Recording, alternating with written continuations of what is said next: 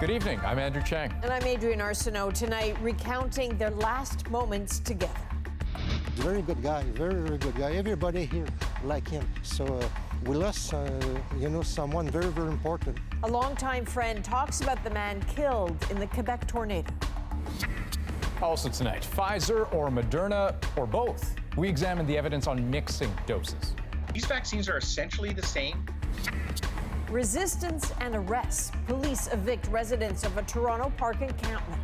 The residents in the encampment weren't physically harmed today, so that's a win. And a new classified report on UFOs. Let's not be afraid of it, whatever the real information is. Unexplained sightings get an airing in the U.S. Congress. This is The National. The people of Mascouche, Quebec are assessing the damage and starting the cleanup after yesterday's tornado that struck with very little warning. But the storm was both destructive and deadly. So tonight, that community is also mourning the man who died, a father and grandfather, outside with a friend. What happened next shows just how randomly and suddenly things can take a brutal turn. Tonight, we get a first-hand account of that from the friend who survived. Allison Northcott starts us off this evening with his story and the community's efforts to deal with the aftermath. The tornado tore a 3-kilometer path through this residential neighborhood. Winds hit up to 220 kilometers per hour. When we realize, then it's very too late because it's come very fast.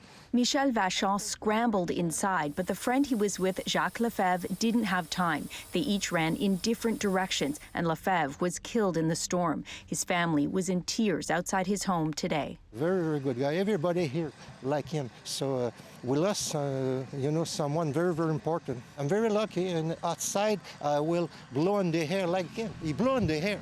In a field strewn with debris behind Lefebvre's house, flowers and a card that reads, "Thank you for everything. Rest in peace."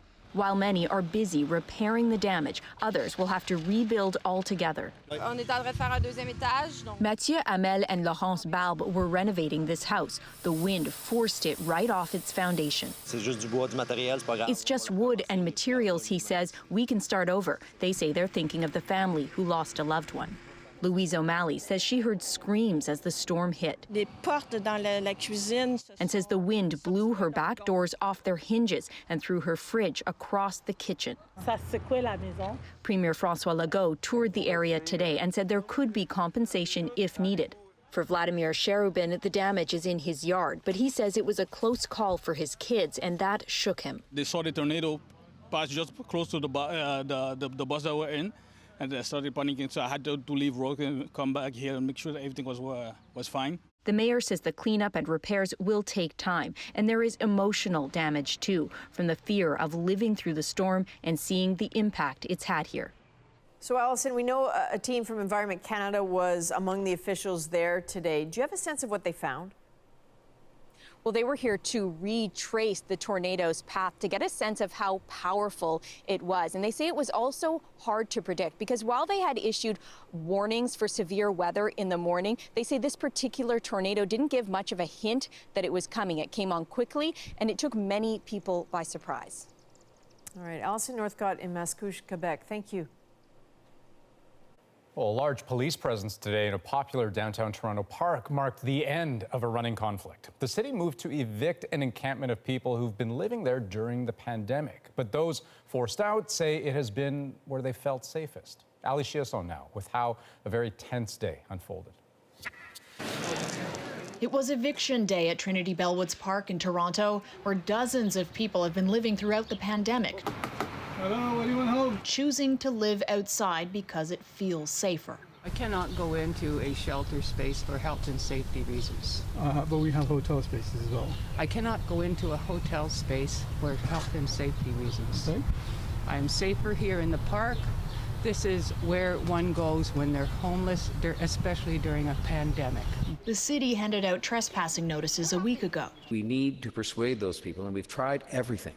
We have made the 20,000 visits to talk to each and every one of those people to persuade them to come indoors. Mayor John Tory says it's come down to this. It just isn't healthy to be living in a public park, besides the fact that it is illegal. They hoped it would be peaceful, but at noon, this. Some were pepper sprayed. 3 were arrested. By 3 o'clock, there was 1 encampment left. What's the plan now? How long are you going to stay? I mean, we're going to try and stay as long as we can. We do have 2 residents here who are saying this is where they want to remain. But if you can stay, sit down. Then a call for calm. Do not escalate the situation, right? Because you escalate it, you're putting them at harm. So this is not a protest. And let's respect the process and we will get out of here safe. And they can get housed, okay? After a couple of tense hours, a tentative resolution, police agreed to back off. Protesters, for the most part, agreed to leave. I wouldn't say I'm happy because the fact that the situation exists is insane. It's illogical, it's immoral. It doesn't make sense to me personally, but it's ongoing. You know, I'm glad that people weren't that I know of the residents in the encampment weren't physically harmed today, so that's a win. Okay, so Ali, where do things go from here? So, Andrew, the remaining 2 or 3 people in the tents here have accepted some form of accommodation. The city has been out offering people accommodation in a shelter, but as we've heard before, that doesn't work for a lot of people. They say for safety reasons, they choose to live in a park. And here at Trinity Bellwoods, at any given time, there's usually about 30 people living here in tents. I know at least 8 people have accepted the city's offer and will be moving into a shelter tonight, but the majority of folks that I've spoken with just packed their things and headed off to another park where they run the risk of this happening again, because it's clear that while the city wants to see these people housed, they also want to see them out of these parks. Okay, Andrew. Ali Chiasson in Toronto, thanks. The Prime Minister is facing growing pressure about how and when Canada will fully reopen its border. And today he hinted strongly that measures could be further eased this summer. We are looking at continuing our plan for gradual and safe reopening, hopefully with more announcements in the coming weeks. The government said yesterday that fully vaccinated Canadians and permanent residents returning home can skip mandatory quarantine starting July 5th, but that does not apply to non-residents. Today, Justin Trudeau said Canada won't rush reopening until more Canadians are fully vaccinated. But he also said the time frame for that was more likely weeks than months. Now, many parts of Ontario are seeing daily new infections fall to single digits, but not the Waterloo region west of Toronto. It has become a COVID hotspot. As Magda Gebrselassie explains, a recent surge is linked to that highly contagious Delta variant. With only a fraction of the population in the Waterloo region, new cases have been rivaling Toronto's. We're in an extremely fragile situation. More than 500 active cases and 57 people in hospital. What we're seeing here really is a consequence of the usual risk factors, but fueled by the highly transmissible Delta variant. The outbreaks here have nearly doubled in the last few days. This region is currently dealing with 18 outbreaks, the majority of them in workplaces and congregate settings. More than 100 COVID cases have been linked to shelters for the homeless. It is very distressing to us. This doctor says the solution is to get more people vaccinated. So far, 75% of those eligible have received 1 shot. How can we help our neighbor, our friend, our relative, our coworker get vaccinated? I think that should be the focus. Even with 2 doses, not everyone here is letting their guard down. Even though I have the 2nd shot, I think we all need to still be quite cautious in what we're doing and where we're going. People has been too relaxed. You know, if people follow the rules and recommendations, and in a small city like this, we shouldn't have this problem. The hope is that their hometown won't be a COVID hotspot for much longer. Magda Gebrselassie, CBC News, Waterloo, Ontario. Now, the Delta variant is also sweeping through the UK, where researchers have noticed a subtle but important change in what COVID symptoms actually look like. And as you'll hear from Lauren Pelly, this new potential for COVID to fly under the radar could force a course change for Canada. In the UK, where vaccinations and reopening efforts are further along, researchers behind a COVID tracking app have noticed a change. Since the start of May, we've been looking at the top symptoms in all the app users, and they're not the same as they were. A headache, sore throat, and runny nose are now the most reported symptoms, all milder than a fever or cough, which round out the top 5. People are sneezing more often too. Some experts think it's because most of the infected people are under 40 and less likely to be vaccinated. It's more like a bad cold in this younger population. Just have a seat here. Those shifting symptoms could change how we track COVID in the future. And what are your symptoms? So I basically have like mild cold symptoms, sore throat, congestion, headache. Toronto resident Jessica De Silva is getting tested just to be sure, but others with a mild illness might not bother. This testing clinic has its lowest level of appointments since the pandemic started. Most of the people that we get, it's mandatory for work. Healthcare workers, private caregivers. We're going to miss cases. Some experts warn public health should refocus testing efforts to be more targeted, including in schools, since children under 12 can't get a vaccine just yet. It's an important piece to redeploy testing into unvaccinated areas and use it as a tool there for control as compared to just expecting anyone who wants a test to go get a test. Catching cases remains a priority since many Canadians could still fall seriously ill from COVID-19, even if others only have mild symptoms. That means testing anyone who might be infected, whether they know it or not. Lauren Pelly, CBC News, Toronto. Okay, so let's bring in infectious diseases specialist Dr. Susie Hoda to expand a bit on this Delta variant. And I guess my question is, have we kind of on some fundamental level underestimated the Delta variant? What do you think? We may have. I mean, we're hearing about the Delta variant being more transmissible than the types of variants we're commonly seeing here prior to it coming to Canada. But also, it is not something that we're able to detect as easily in the lab. So there's a bit of a lag in us understanding just how prevalent it is in any part of the country, just because of the tests that need to happen. But I think more importantly is if we're seeing a shift to milder symptoms, and especially as we're rolling out vaccination at the same time, and we may see that those who have the infection have milder symptoms, we could be losing that signal. And people may continue to interact and not realize that they're infected, not get tested.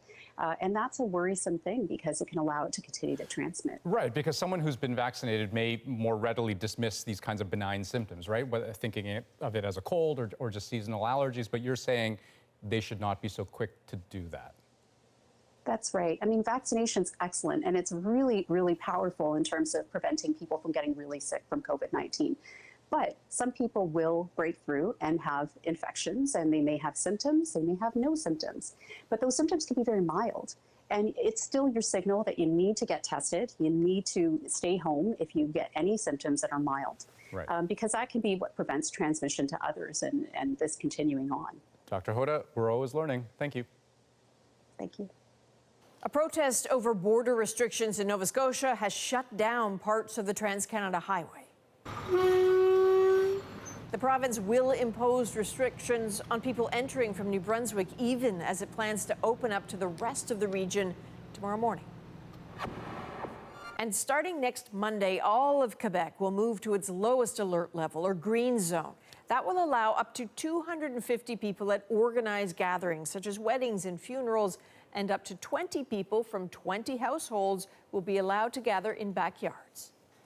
Now, vaccine appointments continue to roll out across Canada. More than 33 million doses have now been administered, and nearly 8 million Canadians have received their second shot. But what's on offer as a second dose may change this week because of a shipment delay of the Pfizer vaccine. Moderna will be available instead. And no matter what your first dose was, health officials are being pretty clear about what they hope people will do. Here's Christine Birak. Due to shipping delays, Pfizer shots are running low. Some healthcare workers are now hearing this from some people. Showing up at vaccine clinics, and they were saying, oh, I'm getting Moderna, not Pfizer. Oh, I'll wait until I can get Pfizer. Canada's Advisory Committee on Vaccines says if the same mRNA vaccine is not readily available, another mRNA vaccine can be considered interchangeable. In other words, if there's no Pfizer, take Moderna. They're both safe mRNA vaccines. These vaccines are essentially the same. They produce the same effectiveness. As part of a large U.S. study, shots of Pfizer and Moderna were given to nearly 50,000 American healthcare workers. The effectiveness following 2 doses was over 96% for each, even slightly higher for Moderna. But doctors say they understand why Canadians may prefer Pfizer. It was the first vaccine approved. They got all the headlines, they got all the attention. I think many people just haven't heard about Moderna. Right now, 4 times as many Canadians have received Pfizer as Moderna. But in the U.S., the numbers are much closer, delivering nearly 157 million doses of Moderna. The medical ingredient, the mRNA, is basically exactly the same. Both vaccines give the body genetic instructions to make the coronavirus's spikes that allow the immune system to build antibody defenses. But the clinical trials were done by different companies, and the vaccines do contain slightly different preservatives. You can stare at lists of scary-sounding chemical names, but you would find the same scary-sounding chemical names on your yogurt. Health experts insist take the shot you're offered. They're all safe and highly effective, adding the longer people spend vaccine shopping, the longer it'll take to end this pandemic. Christine Birak, CBC News, Toronto. The killer and serial rapist Paul Bernardo was denied parole today for a second time since 2018. The families of Leslie Mahaffey and Kristen French welcomed the decision, but said that going through yet another hearing brings pain and grief. They say it feels like another exhumation, another violation, another loss, and that a psychopath must never be put in a position where he can repeat his atrocities. It's inappropriate and unfair for the victims of people like Paul Bernardo to go through this every 2 years. There really needs to be legislative change with respect to that. Bernardo has been in prison since his arrest in 1993. Well, Canada's military ombudsman dropped a bombshell report today. In language and tone, he blasted the Minister of Defense and senior commanders for impeding his work. And as Ashley Burke explains, his comments come amid a sexual misconduct crisis in the military. Blistering criticism from Canada's military ombudsman. It is clear that inaction is rewarded far more than action. Aimed at the government and military's top brass. The erratic behavior of leadership defies common sense or reason. The concept of ministerial accountability has been absent. His report accuses Defense Minister Harjit Sajjan's office of trying to exert control over an investigation, placing reports on hold and delaying their publication and availability to the public. When leaders turn a blind eye to our recommendations and concerns in order to advance political interests and their own self-preservation or career advancement, it is the members of the defense community that suffer these consequences. The former ombudsman says he knows exactly what Lick's talking about. I produced 14 systemic reviews on issues inside the Canadian Armed Forces. The responses I got back from the minister were inane, absent, missing, off the mark. Both Lick and Walburn say the Ombudsman's office needs more independence and should report to Parliament, not the Minister's office. Without this independence, Murray, we're going nowhere. And this is why ombudsmen get upset. They're doing the same thing day after day, trying to get the elephant to roll over. And it's just not happening. Already under a political firestorm, Sajjan denied the allegations of interference, but the Conservatives are having none of it. For the good of the Canadian Armed Forces, will he please resign? Former Supreme Court Justice Louise Arbour is already leading an external review into sexual misconduct in the military. I know she will be looking, as will I, very carefully at Mr. Lick's report to see how we can make sure that the Ombudsman's office is a key part of the solution. The Defense Department says for its part, it will also be reviewing the Ombudsman's remarks. Ashley Burke, CBC News, Ottawa. An Ontario couple is fighting for their daughter's life. We will look at their complicated search for a cure. If she doesn't get a stem cell transplant, it could be fatal. 40 million donors, why none is a match. Plus, a big fight for the Big Apple. It can go to opposite ends of the spectrum depending on who we have, elected as the new mayor. New Yorkers are divided on the issues and the candidates. We're all going against the wind. The wind's 120 miles from the west.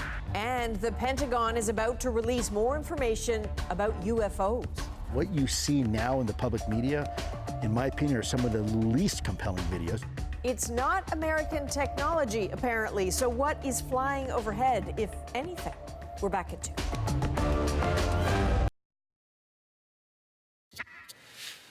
Welcome back. The war of words continued between China and Canada today. This time, it was in the United Nations over calls for investigations into how both countries have treated their own people. Sasha Petrusek details the latest spat and what it could mean for future relations with Beijing. It's not the first time China's brushed away charges of cultural genocide in its growing network of Xinjiang re-education camps by pointing the finger at Canada's history of residential schools, both labeled as attempts to wipe out minorities. We call for a thorough and impartial investigation. Beijing's UN delegate was quick with a preemptive "what about Canada" charge. Historically, Canada robbed the indigenous people of their land, killed them, and eradicated their culture. China's Communist Party seems to be forcing Uyghur women to have fewer babies, and children have disappeared. Beijing denies it, but Uyghur mothers now in Turkey have been marching to demand their children back. Why don't they let me see them, says Kalvina Tursun.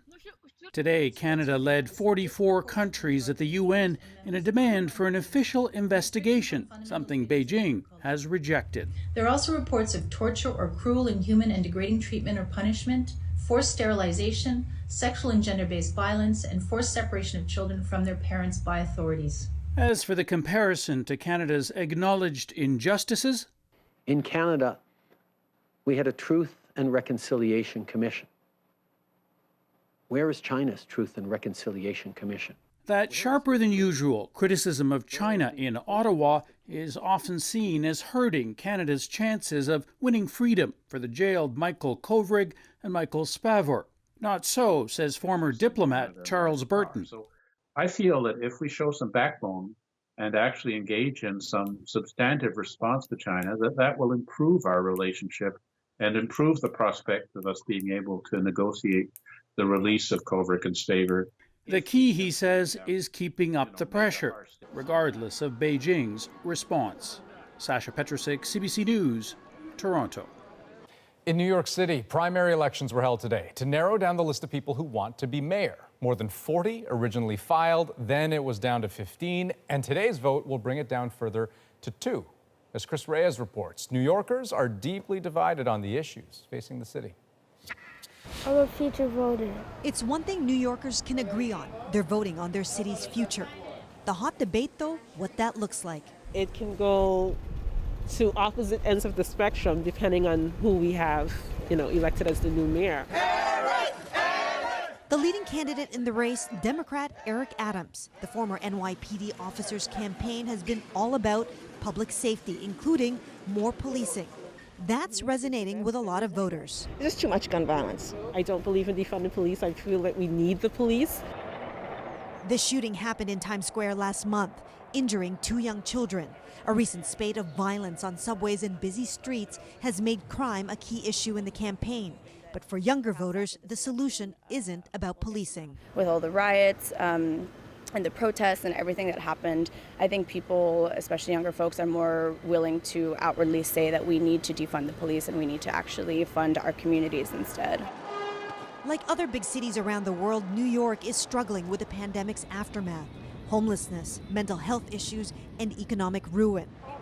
That has forced residents to pay attention to this campaign, a stark contrast from how current Mayor Bill de Blasio was elected, with some of the lowest voter turnout in the city's history.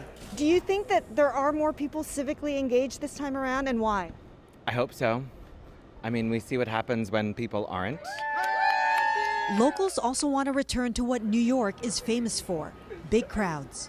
We just have to get back on our feet in terms of people coming back to the city, spending money here. While the campaigning has felt endless here in New York City, these are just the primaries. The general election is still months away. That's happening November 2nd. Chris Reyes, CBC News, New York. Research shows Black pregnant women are getting worse health care than white women. We trust ourselves to a medical system that is failing us. Coming up, the implications of racial disparity in maternal care. Plus, it's a terrifying thing to hear that there is no match. A little girl's battle with a rare disease made even harder because of her race. Stay with us.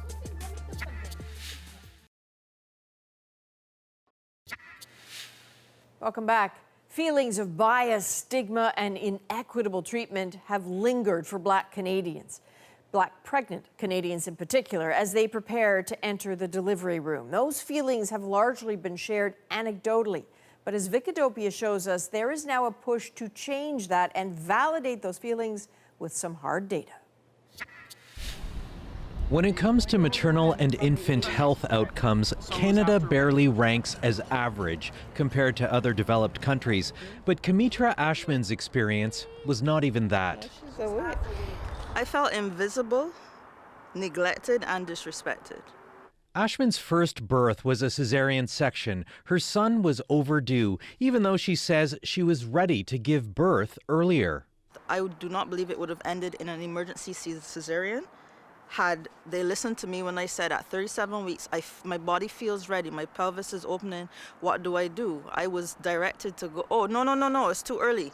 Go put your feet up. Research and data about Black birth experiences in Canada are limited. That's a problem for doctors who treat Black patients. We kind of live in a bubble whereby we don't think there is disparity within our healthcare system. More so, our healthcare system is free for everyone, it's universal.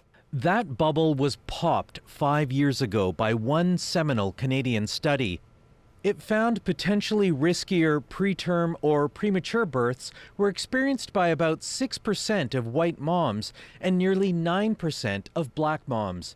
Better outcomes than the U.S., but still strikingly unequal between Black and white. Black women in the U.S. are also at higher risk of infertility, hysterectomies, pregnancy complications such as preeclampsia, C-sections, and dying in childbirth. For our country, we don't have that data, so it's difficult to know exactly what we're dealing with, but we can only extrapolate from other countries. Countries like the UK, it has universal health care like Canada and is starting to collect more data about race and ethnicity, and it's finding Black women often have shorter pregnancies, have higher rates of miscarriage, and are 4 times more likely to die in pregnancy and childbirth than white women. Statistics that leave questions for Canada. Why are Black women being disproportionately affected, getting pregnant, staying pregnant, and also dying during their pregnancy and after the birth of their child? I see the redness you're talking about. Mm-hmm.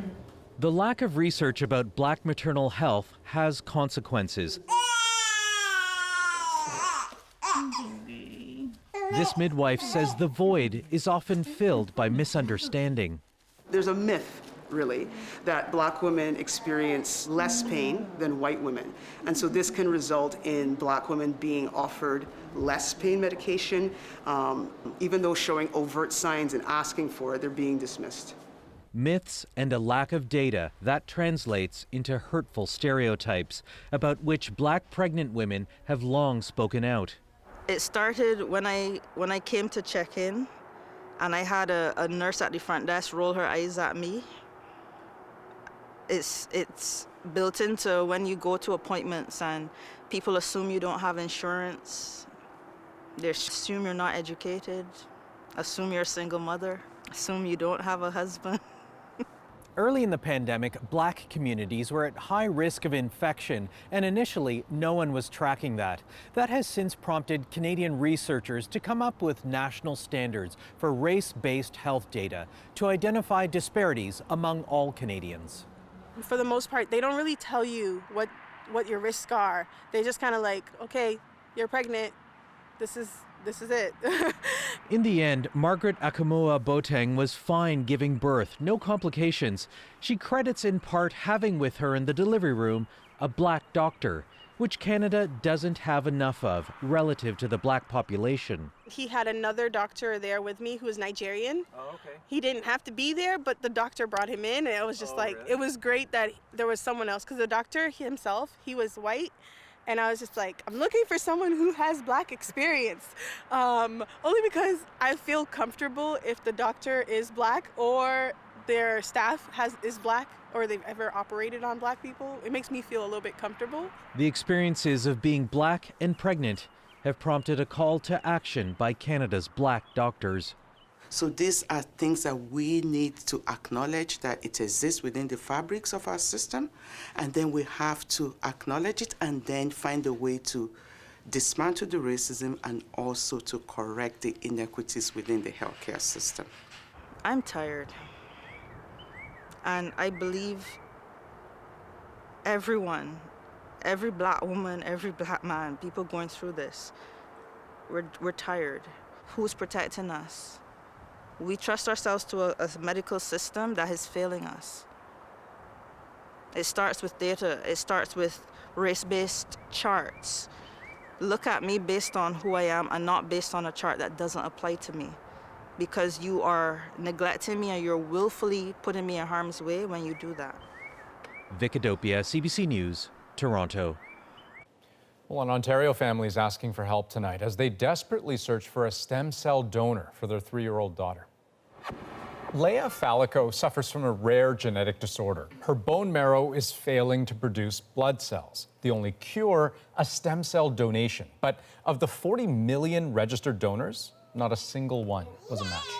We were shocked and helpless at the same time. It's a terrifying thing to hear that there is no match. There's only so many blood transfusions that she can get. Then she's left with, no other option. Her background, Persian and European, means Leah likely needs a similar donor. But in Canada, that's rare. Only 3.5% of registered donors are of mixed ethnicity, with the vast majority, about 2/3, listed as Caucasian. It is a needle in the haystack. We need everyone who's able to please register, get swabbed. It's easy, it's free, it's non-invasive, and you could potentially be saving Leah's life and the hundreds of other kids and people that are in need of a stem cell transplant. An emotional citizenship ceremony with an updated pledge. You are Canadian. Why the new oath brought the judge to tears. But first, what could be more Canadian than that? A special moment captured by a photographer on a popular trail in Saskatoon. The first beaver out of the pond, standing on guard right under a Canadian flag. They named that little one Spud. Unbeknownst to the photographer, though, was Spud's true intent: to steal that makeshift flagpole made out of branches, dragging along the Canadian flag. Well played, Spud.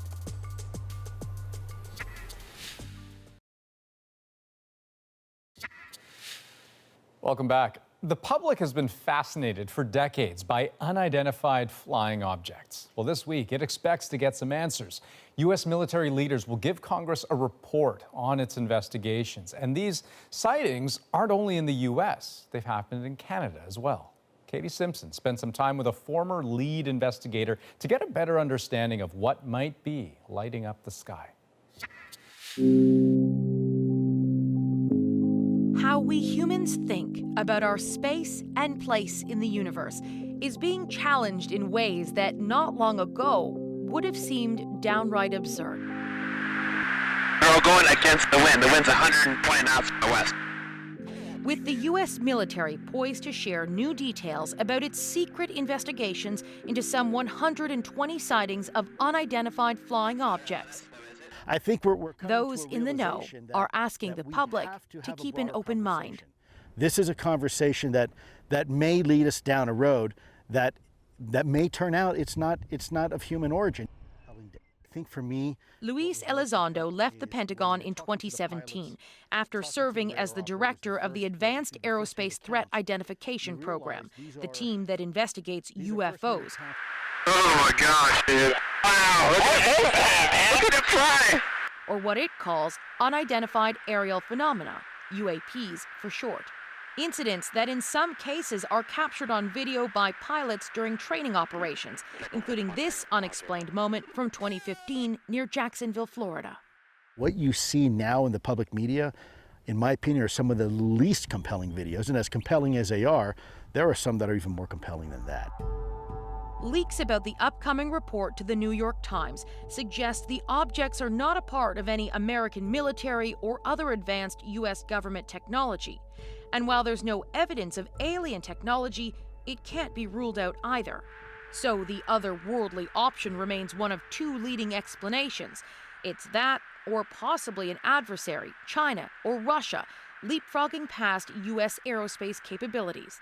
It's a mystery that has stumped some of the most powerful people in the world. What is true, and I'm actually being serious here, is that there's footage and records of objects in the skies that we don't know exactly what they are. The truth is that we've never proved one, but there are things flying around up there that we haven't fully identified yet. By no means is this just an American issue. Every year, there are roughly 1,000 UFO sightings in Canada, a combination of reports made by both pilots and the public. Though Canada treats these sightings differently than the U.S., in an email, a National Defense spokeswoman said, "We do not typically investigate sightings of unknown or unexplained phenomena. We are not aware of any Canadian participation in the U.S. Department of Defense's UFO studies at this time, nor does the Canadian Armed Forces have a unit dedicated to investigating UFOs." So for years and years, we didn't report unusual things. Retired pilot Jock Williams spent 36 years in the Canadian military. He says there was a real resistance to reporting UFO sightings. Someone says, oh yeah, well, he's a believer in flying saucers. He's likely to be career limited, and it's not going to be the good places he's going to go to. So you just don't bother reporting it. The stigma goes beyond the military. Stereotypes for people reporting unexplainable things are generally unfavorable. So much of the public conversation about UFOs has been shaped by the work of this place, Hollywood. Movies and TV shows about little green men with big gray eyes. For decades, all of it thought of as fantasy or fringe. But attitudes are changing, and quickly. Are you concerned that getting involved in something like this, people might think you're a tinfoil hat-wearing conspiracy theorist? Yeah, of course. That's something you think about. Peter Rangone has created a bipartisan political advocacy group to fundraise and pressure lawmakers into taking this issue seriously while demanding transparency. And so what we say to the United States government is, share with us everything we have. It's going to come out anyway. So let's look at it collectively. Let's not be afraid of it, whatever the real information is, and let's tell the truth to the American people about it. Well, what it tells us to do is... Retired astronaut Colonel Chris Hadfield has seen things with his own eyes most of us only dream of. And he's confident, whatever these things are, they're not from outer space. It just makes no sense at all. You know, that intelligent life from somewhere we have no idea. It's obviously not from our solar system because we've had a good look at every planet so far. Could cross interstellar space. And they wouldn't try and, communicate with anybody. They would just sneak around and only be caught on strange-looking video by some fighter pilots. It doesn't pass any basic sniff test of logic. Elizondo is not taking a position, but he's glad this report is keeping the conversation alive, since these objects are being spotted in American airspace when they shouldn't be there. I think we can agree it's still a national security issue. No side in this debate will likely be satisfied with what's in this report. But with public interest never more intense, pressure is building on authorities to finally start being transparent about what they know for sure and to be honest about what they don't. Katie Simpson, CBC News, Washington.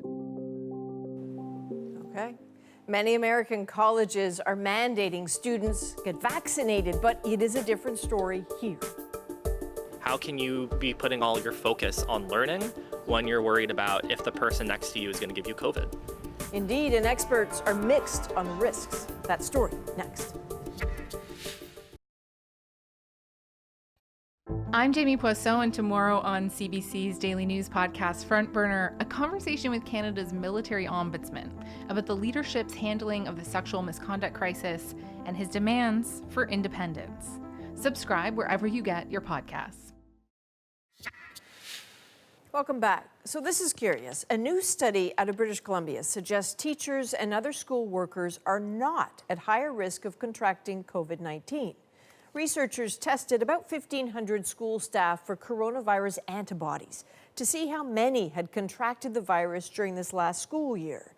They found the percentage of those infected to be about the same as in the community. The study also found that for those who did get COVID-19, very few had contracted it in the school. So when it comes to post-secondary education, there is still a lot of uncertainty about what the fall semester will look like. Only a handful of Canadian universities have announced plans to make vaccinations mandatory. Deanna Sumanak-Johnson now with why that has some very concerned.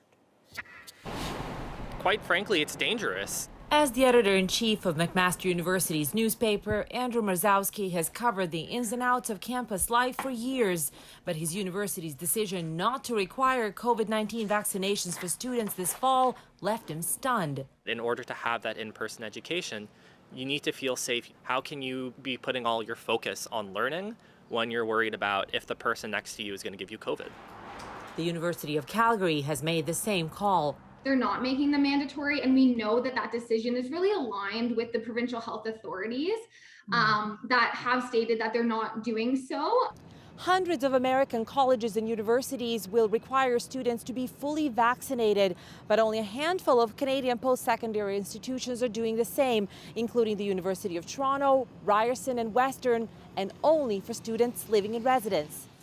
At Western University, this bioethicist says that strikes a good balance between public health and individual rights. So the mandate really is saying if you are wanting to live in residence at university this coming fall, this is a condition that you need to meet in order to do so.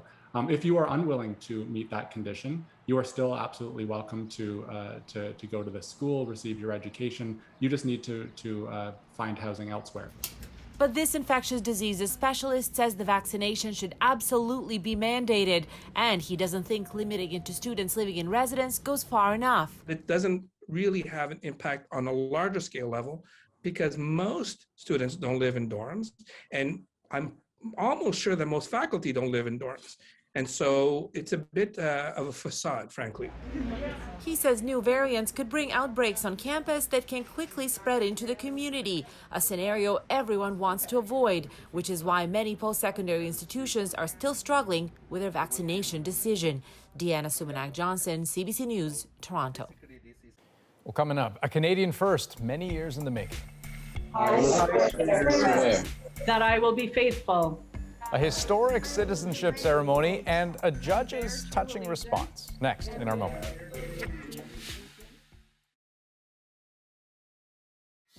I swear. That I will be faithful.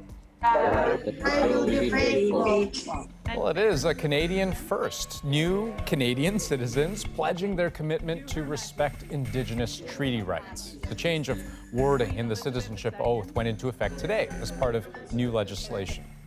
But that wasn't all that stood out today. Suzanne Carrière, Canada's first Métis citizenship judge, was a big part of this historic day. And tonight, her emotional reaction is our moment.